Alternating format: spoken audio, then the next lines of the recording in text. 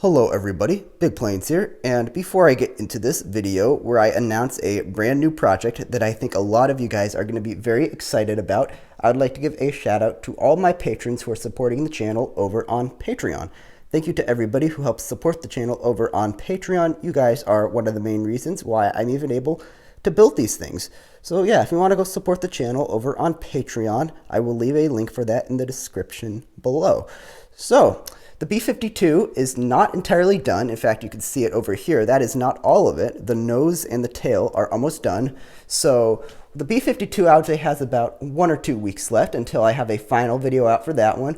But I'm already looking past the B-52 to what's next. And I'm very excited for what is next because it's a plane that I have been wanting to do for a very long time. This is a model that I have wanted to build ever since I built my original Air Force One, the 747 VC-25, all the way back in 2019 and 2020.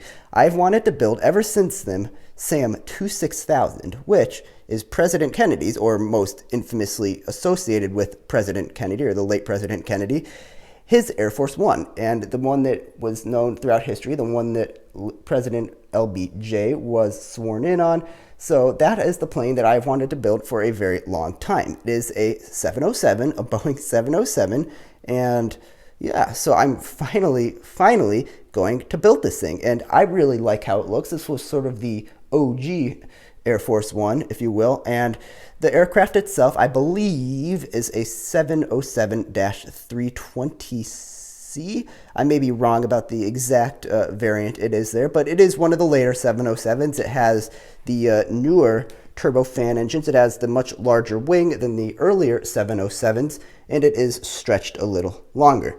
So I'm going to get into what I'm excited about with this project and what I am looking forward to with this project, as well as a timeline for this project that I think all of you guys will enjoy hearing about. So, like I just said, the B-52 is not done yet, but it is very close to being done. I will have probably one more update video on the B-52, and then I will have a final video where I go over all the features. It will obviously be in the very nice photography. I will have good pictures in it.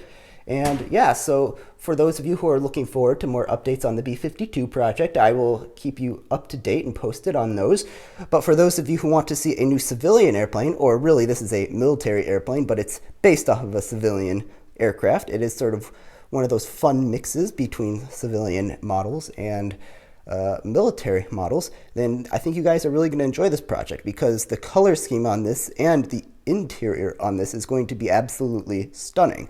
And I'm going to build off of all of the experience and all of the lessons that I have learned from my previous narrow-body jets. The nose will be different on this. The fuselage is slightly different on the 707 than on the other Boeing narrow-body jets. And it is slightly taller, I'm pretty sure is the main thing. I have already started some work here, so I've mostly been prototyping. This is what I will do before I actually put any bricks together. But you can see here, this is the design that I came up with for the turbofan engine. So I'm going to try to get a little bit better of an angle here where the lighting's a little better. There we go, that's a little better. This is the design that I've come up with for the engine. Now obviously this is just multicolor pieces. This is not the final design. The final one, all of this right here, these two pieces will be in chrome silver. That I'm really looking forward to this. I was able to track them down in chrome silver. This will be metallic silver. All of this right here will be light aqua. You can see it's this color right here, and on here that will all be light aqua, and of course the ring around the front will all be in silver. And you can see that I have been able to fit a turbofan in there. Again, this was a turbofan engine, and yeah, I'm very excited about this. This is pretty light, and this is the design for the engines for this beast. This will have, of course, 4 of them, and I'm pretty happy with that so far. Like I said, I have mostly been spending the last month or so prototyping because I'm really excited about this project. I've been looking forward to this for a very long time, so I'm glad that I'm finally getting around to it. Another thing that I'm looking forward to is the interior. Now, of course, this is one of the main things that separates Air Force One, or the presidential transport, or VIP transport, of course, from all other passenger planes. Like most passenger planes would just have a row of seats, whereas that is not the case for the VIP transports.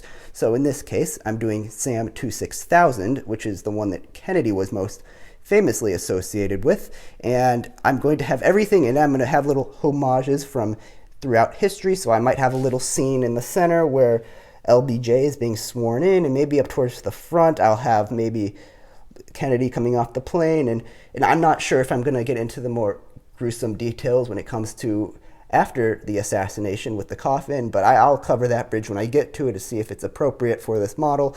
But you can see that we sort of have our cut-rate Kennedy here. I just happened to grab this minifigure out of my box, and it just so happened to look like the president, so that maybe will be our figure for that. I might spend a little bit more money getting better minifigures for this, for the final presentation video of this, maybe to be a little more accurate to the real thing. But yeah, I'm really looking forward to this. I was inspired recently to make this after I visited the National Museum of the United States Air Force in Dayton, Ohio, after I dropped off my larger 747, which is, by the way, on display directly next to this real airplane in real life. It's right here, about close to the tail. It's right behind engine number 3 or 2, I think. I don't know. It's right back here, and eventually, when they get the VC-25s, which will eventually retire, Boeing is working on new 747-8s right now to replace them, but when they eventually get the older VC-25s, my model will be displayed directly next to that. But for the meantime, it's being displayed right next to this very airplane. So of course, when I saw that in real life, I was reminded on how beautiful of an airframe it really is, and it gave me that little push, that little bit of inspiration to finally go ahead and make this thing. So yeah, I'm really looking forward to this project. I'm probably going to start it in possibly 2, maybe 3 weeks, so I'm giving you guys more of an advance notice right now of this project. It is not going to happen immediately. I still need to finish the B-52 Strato Fortress, and I need to film it, and then at that point I will begin work on this beauty. So yeah, that's probably going to wrap it up mostly for this video. Again, I am very excited about this. I have been wanting to do this for a very long time. The original Air Force One project that I made was very popular on the channel. A lot of people really seem to like that one, and I actually have some leftover light aqua parts and silver parts from my previous Air Force One build that I will be able to use here. So that's even more helpful. I will be able to build this thing a little bit quicker and a little bit cheaper because I have some spare parts from the previous 747. So yeah, that's about going to cover it for this video. I'm really excited about this project. I think I've said that 1,000 times in this video, but I hope you guys are too, and I'm looking forward to bringing you more updates on this as work progresses. So that's going to be it for this one. I hope you enjoyed it, and as always, bye for now.